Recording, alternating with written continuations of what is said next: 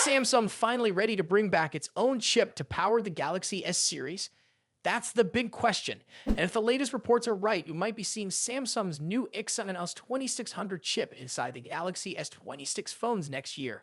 After a few delays and a lot of testing, things are finally moving in the right direction. Here's the background. Samsung originally planned to use its Exynos 2500 chip built on a 3nm process for the Galaxy S25 series, but that didn't work out. Why? Because Samsung Foundry couldn't get a good enough production yield. In simple terms, too many chips coming out of the factory weren't working properly, and that made it too expensive to continue. So Samsung decided to use the Qualcomm Snapdragon 8 Elite chip instead, and most users were actually happy with that decision. Qualcomm processors are still seen as faster and more reliable by a lot of people. But Samsung hasn't given up on making its own high-end processors. Now they're working on the Exynos 2600, which is being built using an even smaller 2nm process. And this could be a game changer if it all goes according to plan. So, where do things stand right now? According to a new report from Korea's AK Radio, Samsung Foundry has managed to reach a 40% yield rate for its 2nm production line. That means 4 out of every 10 chips they produce are working properly. While this number still isn't high enough for full-scale production, it's a big improvement. Usually, chip makers wait until yield rates hit at least 70 to 80% before they start mass production. But with this progress, Samsung could be on track to reach that goal before the end of 2025.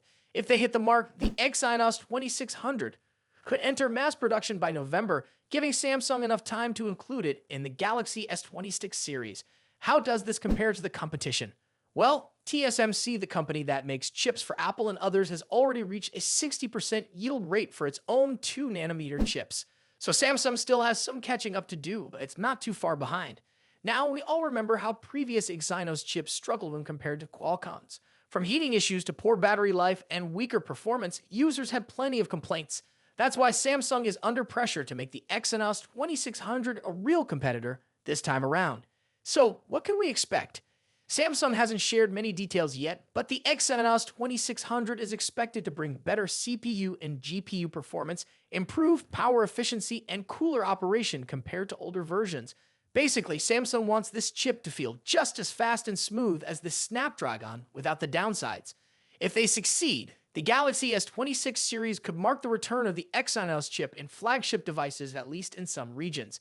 That would be a big step forward for Samsung's long-term plans to reduce its dependence on other chip makers. Of course, all of this depends on how well the production process continues. There's still a lot that could change between now and the end of the year. For now, all eyes are on Samsung Foundry and whether they can push the Exynos 2600 across the finish line in time. If you're excited about what the Galaxy S26 could bring or just curious about how Samsung's new chip will perform, make sure you hit that like button and subscribe to the channel. We'll keep you updated on all the latest news, leaks, and official announcements. Thanks for watching, and I'll see you in the next video. Did you expect Samsung's next big foldable phone to skip a major update? Because that's what might actually happen. The upcoming Galaxy Z Fold 7 could launch without One UI 7 and instead jump directly to One UI 8. Sounds confusing, right? Especially when a lot of people are still waiting for the current update to even arrive on their phones.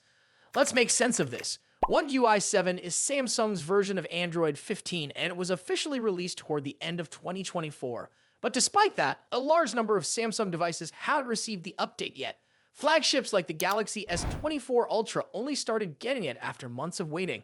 And for others like the Galaxy S53, Z Fold 4, and Galaxy S21, the wait is still on. Samsung has promised updates for these models around April, May, or maybe even June. That's a really long time to wait, especially when other Android brands are already done updating. Now here comes the twist. Leaks suggest that Samsung's Galaxy Z Fold 7 might not even bother with One UI 7. Instead, it goes straight to One UI 8, which is based on Android 16. That's right, a phone that hasn't even been released might skip the current version entirely, come with the next one out of the box.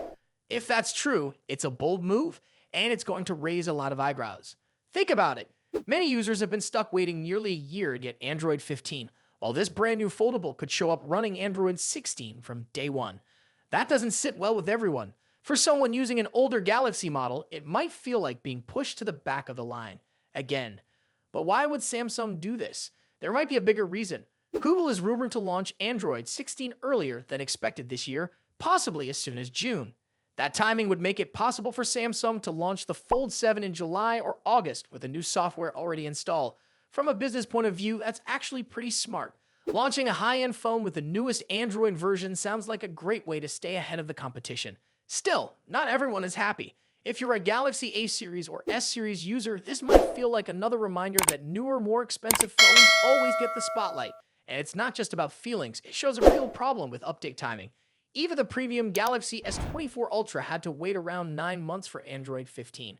That's not just slow, that's frustrating for users who paid top dollar for their devices. There's also another side to this. Android 16 is supposed to bring better support for foldable and large screen devices. It will remove some limitations that currently stop apps from working properly on bigger displays. That's important for phones like the Fold 7, which depend on these features to give users a better multitasking experience. Samsung likely wants to make the Fold 7 the leading foldable on the market, and launching it with One UI 8 could help them do just that. Even so, most Samsung users aren't using foldables. Samsung ships hundreds of millions of phones each year, and the majority are standard S and A series phones. These users form the backbone of Samsung's success, and they also deserve fast, reliable updates. If updates are too slow, people start to feel left out, especially when a new device gets to skip ahead. Maybe Samsung is trying to get everything just right before releasing software updates, but sometimes focusing too much on perfection can delay what really matters to users just getting the update in a reasonable time. So if you're still waiting for One UI 7 on your Galaxy phone, don't worry, you're not alone.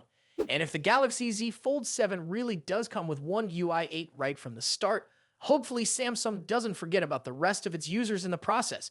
Make sure to like this video and subscribe to our channel for more updates. Is Apple about to borrow design ideas from Google?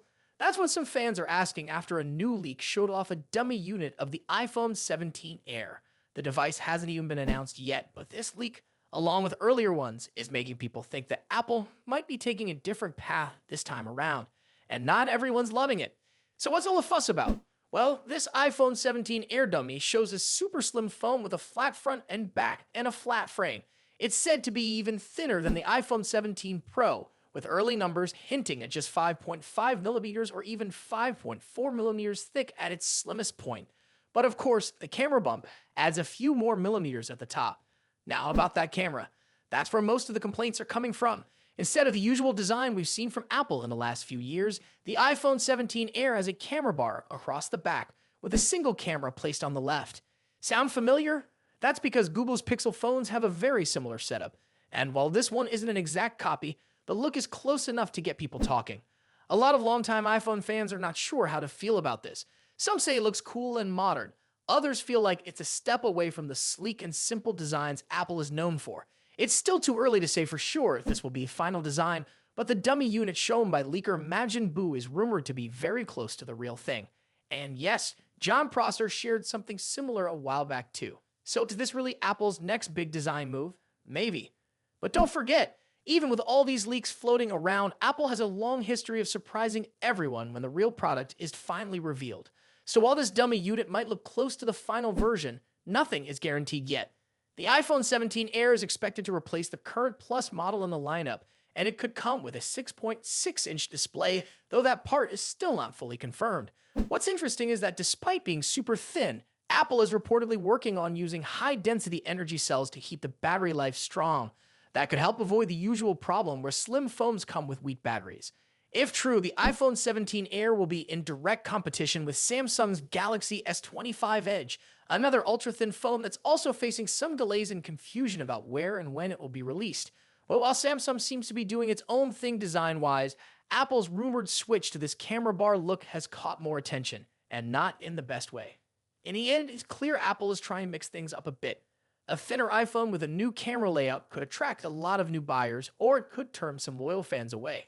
We'll have to wait and see if this design sticks. What do you think? Would you buy an iPhone that looks more like a Pixel, or do you prefer Apple's usual design language? Let us know what you think in the comments below. And if you enjoyed this update, make sure to like this video and subscribe to our channel for more news on the iPhone 17, Galaxy S25, and all the latest tech leaks. Thanks for watching, and we'll see you in the next one.